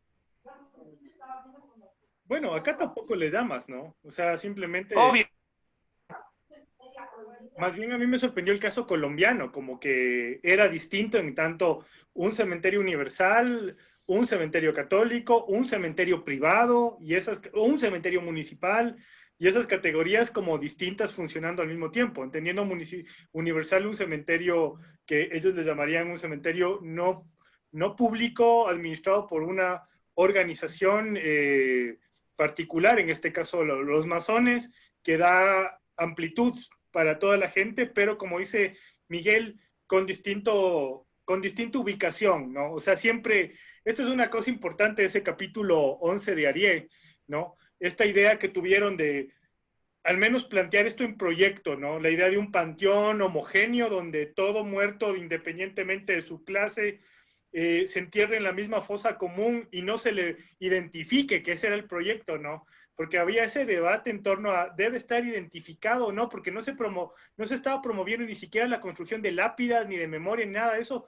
Choca justamente en este momento con la aparición de este debate potente, ¿no? Que para nosotros es muy importante porque empieza a relacionarse con la santidad del muerto, con estos ciertos elementos de sacralidad que va adquiriendo el espacio y una serie de elementos también políticos alrededor de la ocupación y del lugar de ocupación, ¿no? Que le van a convertir evidentemente en un espacio simbólico y muy profundo. Entonces, acá yo creo que de hecho la gente piensa, por ejemplo, en el imaginario, y esto lo hemos hablado con el Fausto muchas veces, hay mucha gente que piensa que el cementerio de San Diego es público y que de hecho la Sociedad Funeraria Nacional es del Estado. A la Lorel seguramente también te habrán dicho en alguna ocasión, o sea, ese cementerio, pues el cementerio público de Quito, ¿no? Entonces se intuye, a pesar de que no es un cementerio público y que de hecho hasta bien entrado el siglo XX era un cementerio además católico. Sin embargo, esa noción de la construcción de lo público como un imaginario acá es distinta. Por tanto que en el caso de México me parece que es mucho más potente, es por decreto y además se va acompañada de ley, ¿no? Y de un conglomerado legal. No sé, en Riobamba, Franklin, si el surgimiento del cementerio es municipal, ¿no? El cementerio tiene su origen en el Panteón de la Hermandad, que entiendo pues era una herencia de carácter colonial. Pero el cementerio es católico. Digamos, el municipio de alguna manera se apropia y se produce una pugna. De ahí que cuando el municipio decide pedir las llaves, el obispo le responde con dureza y con ironía. Le dice, si desea el cementerio, ahí está, rompa la puerta, pero yo no le voy a dar las llaves. Entonces es apropiado por el cementerio y pasa a llamarse cementerio general. Pero ¿en qué época es este traspaso? Esto es a inicios del siglo XX aproximadamente. En este momento no tengo todos los datos claros, pero el día jueves que vamos a hablar, pues ahí puedo reconstruir con un poquito más de detalle. Pero como te digo, en principio es de la iglesia el cementerio. Lo que hace el municipio es apropiarse, ¿no? Y claro, después como ya construye obras, las bóvedas, el anfiteatro, algunas jardineras, algunos accesos que van desde la calle España, ya se siente con derecho y termina siendo del municipio, pero con conflicto de por medio, eso sí. Es interesante esto. Es muy interesante y muy complejo, como se dan cuenta. Son pequeños detalles, pero que realmente son bastante, son muy profundas las diferencias. Yo quería, si alguien más no tiene preguntas, quisiera yo preguntarle Sí. a Franklin, por favor, primero. Gracias. Lamentablemente, pues mi estadía en México fue, por una parte, muy grata, llena de momentos emotivos, pero en cuanto a cementerios, en México no pude hacer mucho. Estuve en Dolores Hidalgo, pues algo pude captar. En todo caso, me fue un poquito mejor en Guadalajara. Comencé por el cementerio de Belén, el Panteón de Belén, y a unas cuadras de Mezquitán. Eh, pero claro, o sea, obviamente, pues el interés nuestro es un poquito singular, no es algo que todo el mundo lo entienda. Cuando yo preguntaba, por ejemplo, en algún lugar si tenían un libro cementerios, sobre cementerios, me respondieron no, y tampoco lo quiero. A lo mejor pensaron que yo iba a venderlo, ¿no? En Guadalajara me pasó que busqué algún folleto, algún libro informativo, y lo único que conseguí es un folletito de leyendas, ¿no? Que le di pues una copia a Leonardo. De todas maneras, mi pregunta es sentido. Ese cementerio del Belén me pareció muy interesante, muy llamativo. Su arquitectura, pues depende cómo se le mire, es básica, pero llena de ornamentación. ¿Desde cuándo empieza a asumirse como sitio turístico? Porque se supone que está más de 100 años abandonado. No sé si es que hace cuánto tiempo comenzaron a mantenerlo, a abrirlo, no sé si a restaurarlo, ¿no? Como para que pues ya ocupe el lugar que hoy tiene como un sitio de visita turística. Bueno, el dato exacto no lo tengo, pero recuerdo haber platicado con la administradora cuando yo fui hace unos 8 años y hablaban de que estaban por cumplir 25 años. Entonces, si yo fui hace 8 años, pues debe tener al menos unos 30 como O tal. sea que estuvo abandonado todo ese tiempo. Sí, sí, por lo que cuentan, sí, porque de hecho hubo hasta una pequeña restauración, o sea, sobre todo en muros y me parece bueno que hicieron una pequeña sala de exposición y fue un proyecto del municipio que se lo concesionó a un privado. Pues el municipio buscó como capital privado para salvar el espacio por un proyecto y eso lo administra una asociación que está viviendo. Gracias. Y es lo que te iba a decir una cosa. O sea, y va en esta misma línea, un poco extrapolando el tema que estamos tratando del surgimiento de los extramuros y toda esa cuestión. Creo que alguna vez discutimos contigo este particular eh, muy ligeramente, no sé si habrá sido en Lima, en algún lado, pero estábamos hablando de esto y surgió el debate en torno a esta idea que se tiene de que en México la cultura de la muerte ha estado pues presente y masiva, así como es hoy desde tiempos inmemoriales y toda la cuestión. Y nosotros hablábamos también de ese proceso de construcción de estos imaginarios, ¿no? Hace una semana le escuchaba a Carlitos Mercado, compañero de la Red Mexicana, que decía en un foro en el que participó conmigo, que el mexicano realmente no tiene miedo a la muerte y que los velatorios son todos alegres y tranquilos. Me pareció un poco, ¿qué te podré decir? Turístico decir eso, ¿no? ¿Qué opinas vos al respecto? O sea, ¿cuál es el real sentir del pueblo mexicano frente a la muerte? Y si puedes contarnos algo de dónde procede, ¿no es cierto?, esta celebración tan potente y tan marketinera. Te cuento que acá en Quito, en algunos de los museos y espacios académicos de la ciudad, junto a nuestras tradiciones de difuntos, ya empiezan a levantarse altares de muertos mexicanos. Así de fuerte es la cosa. Entonces, quiero que me cuentes tu opinión. A mí me resulta un poco rocambolesco la cosa. Es como salir de Disney, pero volvemos a otro gran emporio que quizá también está siendo construido mediáticamente. ¿Qué opinas tú, Miguel? Pues sí, es que siempre ha sido una idea muy debatida, ¿no? O sea, que el Día de Muertos en México es fiesta y alegría y que el mexicano no le tiene miedo a la muerte, pues no, no creo que sea tan así, ¿no? O sea, pero es muy difícil de ver hacia afuera, sobre todo porque la sociedad mexicana está muy inmersa, ¿no? Como en esta burbuja de que, pues, o sea, existe México y después es el resto, ¿no? De Latinoamérica. Sobre todo porque nosotros no tenemos como países vecinos así tan pegados, así, pues, latinoamericanos, ¿no? O sea, pues tenemos a Belice, que Belice, pues en realidad su población habla inglés. O sea, cuando tú vas, pues todos te hablan en inglés. Tienes a Guatemala, que Guatemala, pues, o sea, hay como una cierta hermandad, pero también como cierto rencor de que pues hubo una separación y todo esto, ¿no? Entonces, pues tienes eso y luego encima Estados Unidos, ¿no? Que pues es pues una pesadez cultural, pues increíble. Entonces, esta idea del Día de Muertos en México, pues es como lo que te aferra a decir que es parte de tu cultura, ¿no? Y dices, no, pues, ¿qué tienes tú como para decir soy mexicano? Pues el Día de Muertos y el Día de la Virgen. Ya, ¿no? O sea, la Virgen de Guadalupe y el Día de Muertos son como los que te marcan tu cultura mexicana, ¿no? Y a eso te aferras. Entonces aquí en México se piensa mucho eso, pero en realidad ya que uno pues, saca la cabeza un poquito y dice, no, mira cómo en otros países también se festeja el Día de los Fieles Difuntos, cada uno tiene sus tradiciones, pues ves que hay también cierta cercanía, ¿no? Entonces, esta idea de Día de Muertos aquí en México, en realidad se construyó yo creo que después de la Revolución, porque pues después de todo este conflicto armado donde hubo, bueno, ¿no? O sea,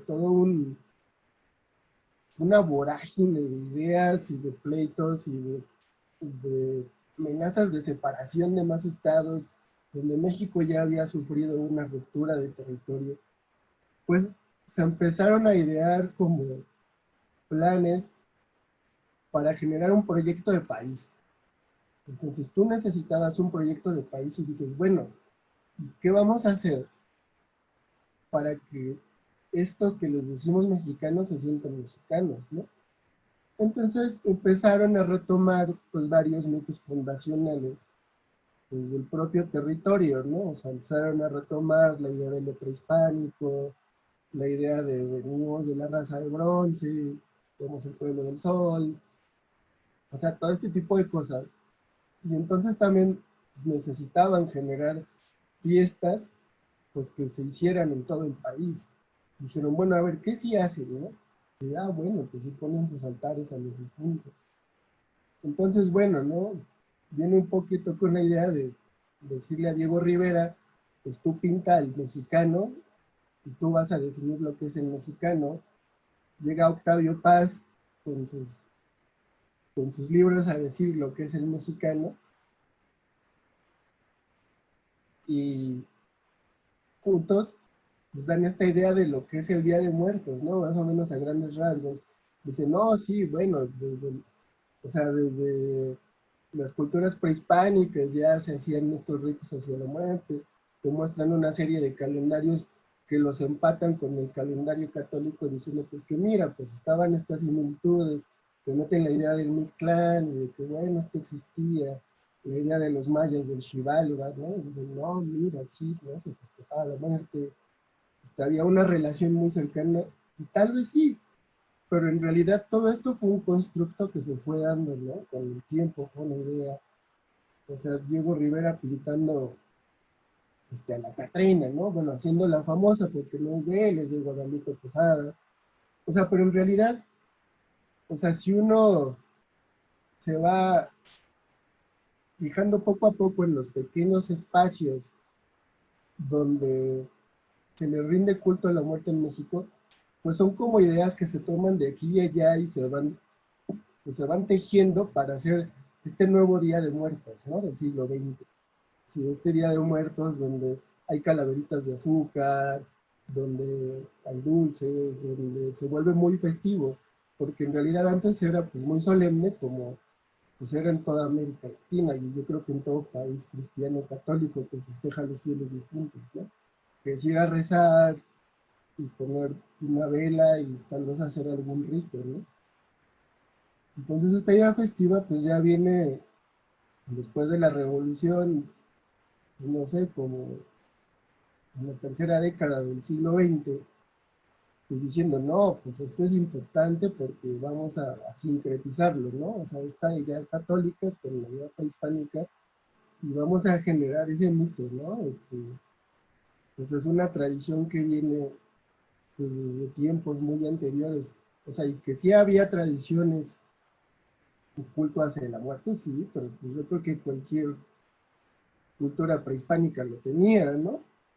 Pues estoy muy seguro que si hacemos una revisión, pues los mapuches seguramente tuvieran algún rito hacia la muerte. Espero que cuando vengas a Quito, ojalá para nuestro encuentro iberoamericano del 2022, que seguro te vamos a tener acá, no te sorprenda acá más Catrinas y altares de muertos que en el DF, porque así vamos. Yo, Leo, quiero preguntar algo. Dale, Yadi. Hola, Miguel, gracias por tu charla. Otra cosa, cuando hablas de la muerte en México, también me viene a la cabeza lo del culto a la Santa Muerte. Eso que tan arraigado a su cultura está, ¿no? Bueno, también es un tipo de sincretismo, me imagino, pero ¿qué me puedes decir de eso? Pues fíjate que hay como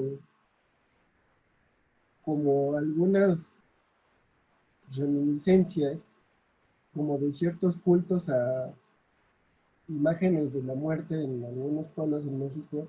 En Chiapas está uno que se llama San Pascual Bailón, que pues es igual, ¿no? Rendirle culto a una figura de una calavera y que pues en su fiesta patronal lo sacan a bailar, por eso se llama Pascual Bailón. Y que bueno, también lo nombran Pascualito Rey, que hay un grupo mexicano que se llama así, San Pascualito Rey. En Oaxaca, en algunos pueblos también hay como una figura secundaria que en sus ritos también la sacan a pasear por los pueblitos y unas cuantas en algunos otros pueblos del sur de México, sobre todo. Pero la Santa Muerte como tal está más arraigada hacia el centro de México y es algo medio novedoso porque aunque ya se hablaba de ella el siglo pasado, por ahí de los 70s, pues empezó a tomar fuerza, curiosamente con el crecimiento del narco, ¿no? Y del crimen organizado, porque muchos de ellos, pues en algún momento se encomiendan a la Santa Muerte. Pero aquí en la Ciudad de México, sobre todo, es por negociantes, ¿no? O sea, como pues todo este comercio informal que aquí en México abunda, pues estos comerciantes pues son los que hacen como sus pedidos a la Santa Muerte, ¿no? Aquí en Tepito, en la Ciudad de México, que es como pues una zona muy famosa de comercio informal, pues tienen sus altares a la Santa Muerte, ¿no? Y uno puede encontrar mil videos en YouTube sobre el altar a la Santa Muerte en Tepito y todo lo que puede pasar alrededor de ella, ¿no? Y que tiene que ser respetuoso. Yo no diría que culturalmente está arraigada, pero sí existe como ciertos sectores donde se le tiene como algo muy importante, aunque son sectores pequeños, ¿no? Igual que Malverde, que es el santo de la marihuana, de los narcotraficantes, o sea, tienen ciertos sectores. Entonces, sí puedes encontrar de repente altares, hay de repente una iglesia y te hablan del culto. Este culto además viene un poco apoyado como por las culturas afrocaribeñas de santería, donde se hacen como ciertos intercambios, ¿no? No es ir a rezarle y pedirle el favor por pedírselo, ¿no? O sea, tú tienes que dar algo a cambio. O sea, no es como cualquier santito que vas y le rezas y a San Antonio le volteas de cabeza para el amor y ya te hace el milagrito, ¿no? Acá sí tienes que dar algo a cambio. Gracias. Chévere, Miguel. Quiero agradecerte un montón. No, a ti. Vamos explorando, ¿no? Y la siguiente clase vamos a problematizar más este tema en particular. México es un mundo entero, como se dan cuenta.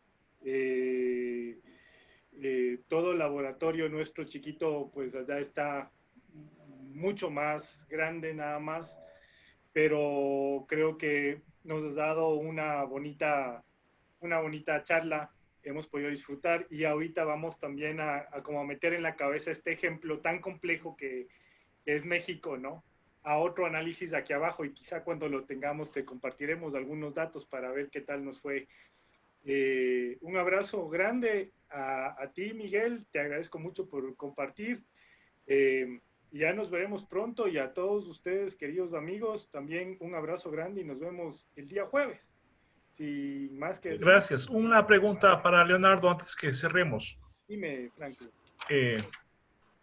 Mira, yo había tomado un apunte para el día de hoy, lunes 9, estaba Sol Serrano, y para el jueves 12 me tocaba intervenir a mí. No sé si se mantiene o hay algún cambio. Las discusiones del jueves se mantienen todas. A Sol Serrano le vamos a trasladar porque como vinieron los invitados, no hemos podido debatir en profundidad los textos. De hecho, Ariel, como se dan cuenta, apenas lo hemos podido tocar. Pero por favor, el capítulo 11, léanlo. Y el próximo lunes debatimos a Sol Serrano ya con nuestros propios, con la ley de cementerios, con la ley de patronato, vamos a ver todo el proceso de secularización ya de finales del siglo XIX y principios del XX. Pero lo del jueves se mantiene intacto. O sea, el jueves zafamos de la instalación de estos primeros cementerios fuera de los muros de las ciudades. Leo. Dime, Miguel. ¿Puedo hacer un comercial ahí rápido? Dale. Si quieren como darse una buena idea de la visión de la muerte aquí en México, yo me encontré este texto muy bueno, se llama La idea de la muerte en México. Tenemos. Sí. Fue mi director. Sí, aquí afortunadamente. Fue mi director de tesis del OVNI. Sí, es una gran exploración. Yo creo que ahí ya tienen un panorama más grande. Sí. Yo creo que justamente algún rato debatimos aquí con Franklin también y decíamos, no es una lectura, creo que incluso justamente por no ser mexicano, puede ver desde afuera también, ¿no? Y conocer, pero no es mexicano, es chileno originario, nos da clases en Colombia ahora, pero el tipo conoce muy bien México. O sea, no solamente el texto de la muerte, por ejemplo, hay uno que se llama Deep Mexico, Silent Mexico, donde abarca el tema de la revolución. O sea, es un tipo lúcido en torno a México, ¿no? Y México es un mundo, para entender. Pero sí, es una gran lectura. Creo que el Dani compró en las ferias del Fondo de Cultura a un precio muy, muy inferior al que cuesta. Así, ya esta semana seguramente le ponen de nuevo en venta. Amigo, ¿cuánto compraste? Me parece que me dijo que $15, ¿no? A mí me costó como 40. 18, Leo. Estaba en 18. Nada más.